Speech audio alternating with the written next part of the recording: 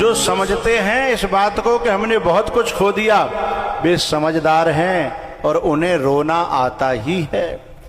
समझदारों को तो रोना आएगा, नादान तो इस पर भी हंसते रहेंगे कि पता नहीं फलाना क्यों रो रहा है, फलानी क्यों रो रही है, क्योंकि नादानों को पता नहीं होता कि क्या लुट गया है।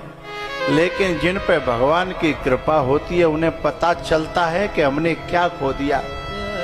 एक समय होता है शरीर में इतना बल होता है, इतनी क्षमता होती है, इतनी ऊर्जा होती है कि हम करने लायक भी कर देते हैं और न करने लायक भी कर देते हैं, और एक समय आता है कि भजन करने का मन तो होता है पर भजन होता, धर्म करने का मन तो होता है लेकिन धर्म होता नहीं है। दान करने का मन तो होता है पर दान करने की क्षमता, क्योंकि बागडोर औलाद के हाथ चली जाती है। न जाने कितने बड़े बूढ़े यहां बैठे होंगे जिनका मन होता होगा कि कभी मेरे घर पे भी कथा हो, लेकिन बड़े बूढ़े होने के कारण अब घर में चलती, उन्होंने कमाया होगा, उन्होंने औलाद को पढ़ाया होगा, उन्होंने बड़े बनाया होगा, लेकिन अब औलाद गाड़ी तो खरीद लेती होगी, लेकिन बाप सोचता होगा कि बेटा मेरे मन को थोड़ा सा काम कर दे।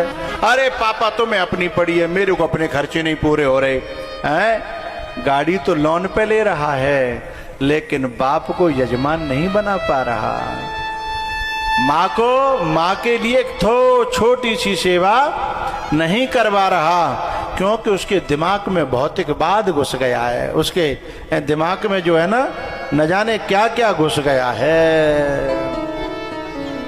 तो भैया जिनको ये समझ में आता है ना कि सचमुच बहुत कुछ लुट गया है,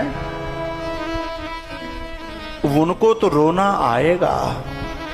जिन्हें समझ में आता है कि उम्र चली गई, शरीर चला गया, समय चला गया, उनकी आंख तो जरूर भरेगी।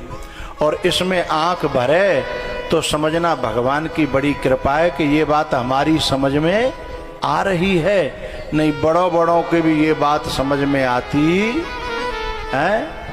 मोह में विपरीत बुद्धि हो जाती है, विनाश काले विपरीत बुद्धि।